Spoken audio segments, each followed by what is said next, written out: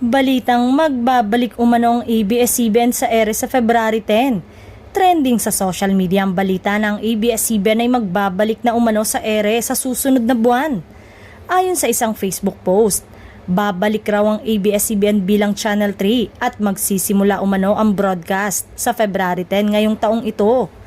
Nasa 6,000 ang nag-react sa post na ito pero sa kasalukuyan ay wala pang kahit anong anunsyo mula sa ABS-CBN ang pagbabalik nila sa susunod na buwan. Sa ngayon ay nasa unang reading pa lamang ng pagdinig para sa isinumiting bagong prangkisa ng ABS-CBN. Nagtagumpay man sa unang pagbasa ay aasahan na mahaba-haba pa ang tatakbuhin para sa muling makabalik sa ere ang ABS-CBN. Sa ngayon ay wala pang broadcast franchise ang ABS-CBN mula nang ipinatigil ito ng NTC noong May 5, 2020 at tuluyang ipinagkait ng 70 na kongresista ang prangkisa nito matapos ang 2 buwan. Sa ngayon, ang pagkakapasa ng House Bill No. 11252 sa Kongreso para sa unang reading na naglalayong bigyan ng 25 years franchise ang Kapamilya Network ang nagbibigay pag-asa sa mga kapamilya.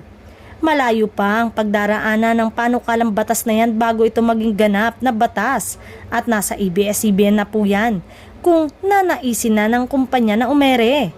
Kung sakaling magbalik ang ABS-CBN sa ere, ang maaaring ipagamit sa kanila ay Channel 14 hanggang 51 dahil yon ay may digital transmission.